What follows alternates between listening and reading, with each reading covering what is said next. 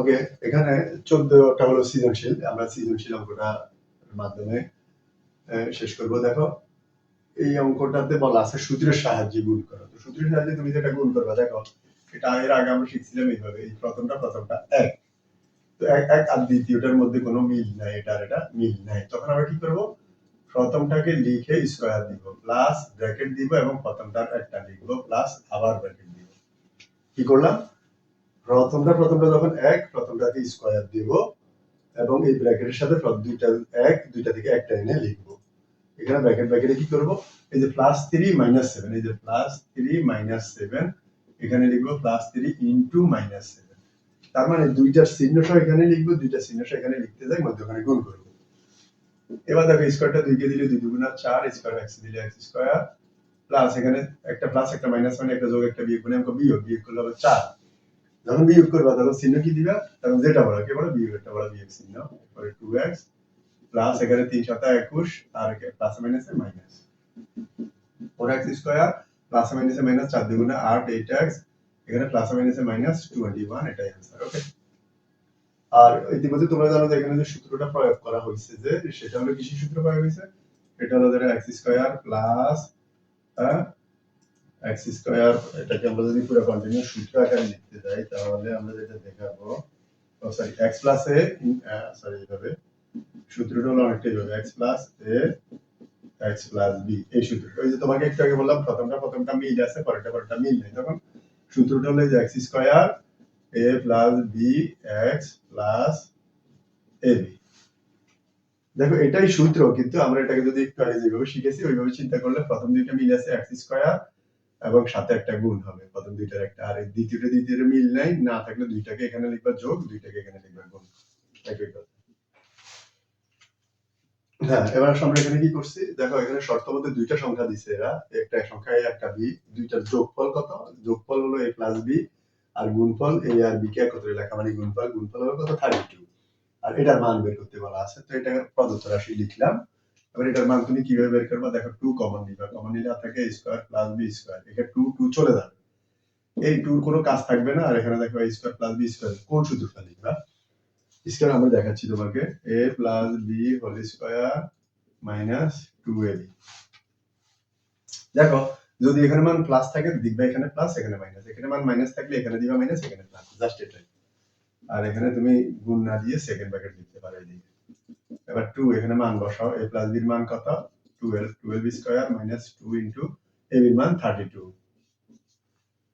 a plus b এর পরিবর্তে তুমি কত লিখছো, দেখো এই যে a প্লাস b এর মান আছে 12, এই যে a প্লাস b এর মান 12, a প্লাস b এর পরিবর্তে তুমি লিখবা 12, a এর পরিবর্তে লিখবা কত 32, a এর পরিবর্তে লিখবা 32। হ্যাঁ, এবার পরের লাইনে দেখো 2 ইনটু এখানে 12 স্কয়ার অর্থাৎ 12 স্কয়ার, 12 ইনটু 12, 12 কয়বার, দুইবার, 12 12 গুণ করলে 144, আর 32 দুগুণা 64, 2 ইনটু এটা থেকে এটা বিয়োগ করলে কত রেজাল্ট দাঁড়াবে, বিয়োগ করলে হবে 80, 80 আর 2 গুণ করো 160, এটাই आंसर। ওকে, এবার আমরা গ নাম্বারের সমাধানে যদি আসি, সেখানে লেফট সাইডটা আছে দেওয়া আছে অনেকটা এরকম, a plus 2b whole square minus 5b square, এটা হলো আমার ওই অঙ্কের লেফট সাইড।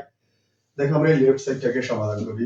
এখানে a প্লাস b হোল স্কয়ারের যদি সূত্র প্রয়োগ করো, কোন সূত্রটা প্রয়োগ করবা, এটা হলো a, এটা হলো b, মধ্যখানে প্লাস, কোন সূত্রটা প্রয়োগ করবা, a স্কয়ার প্লাস 2ab, এটা হলো b প্লাস এটা হলো b স্কয়ার মাইনাস, এটার কোনো কাজ নাই, এটাকে লিখে রাখবো। এর পরের লাইনে দেখো, ওকে, a স্কয়ার প্লাস 2 দুগুণা 4 ab প্লাস স্কয়ার 2 কে দাও 4b square minus 5b square. পরের লাইনে দেখো a square plus 4ab plus, এখানে দেখো হ্যাঁ এটা b স্কয়ার, এটা b স্কয়ার, তখন তুমি কি করবা, এটা প্লাসের এটা মাইনাসের, একটা যোগ একটা বিয়োগের অঙ্ক, বিয়োগ করলে 5টা থেকে 4টা গেলে আর থাকবে একটা b স্কয়ার, একটা b স্কয়ার, কেমন, 4টা থেকে 5টা বা 5টা থেকে 4টা বিয়োগ করলে একটা b স্কয়ার। আর যখন অঙ্ক বিয়োগ করবা চিহ্ন কিভাবে দিব, যেটা বড়, এ বড় যোগেরটা না বিয়োগেরটা বড়, বিয়োগ চিহ্ন দিব, কেমন, a square minus b square, এই প্লাস 4ab কে আমরা এক পাশে লিখব। দেখো কেমন আমনটা করছে, a স্কয়ার মাইনাস b স্কয়ারের একটা সূত্র হয়, আমরা জানি a স্কয়ার মাইনাস b স্কয়ারের সূত্র হলো a plus b into a minus b, এরপরে প্লাস 4ab, এটা কাজ নাই লিখলাম। এবার দেখো আমরা যে এর আগে লিখছিলাম যে হ্যাঁ, a প্লাস b এর মান ছিল এর আগে দেওয়া আছে a প্লাস b এর মান 12। ওকে, এই যে a প্লাস b এর পরিবর্তে তুমি লিখবা 12 ইনটু এটার মান তো আমরা জানি না, এরপরে প্লাস 4 ইনটু ab, ab এর মান কত 32। অলরেডি কি আছে দেখো, এটার মান দেওয়া আছে, এটার মান দেওয়া আছে। এখন তুমি কি করবা, তার মান লাগবে a minus b, a minus b মান তো কোথাও নাই, এই জন্য তুমি a মাইনাস b এর মানটা এখানে বের করবা। কিভাবে বের করবা দেখো, এইভাবে আমরা জানি a মাইনাস b হোল স্কয়ারের ডাইরেক্ট অনুসিদ্ধান্ত বের করবা।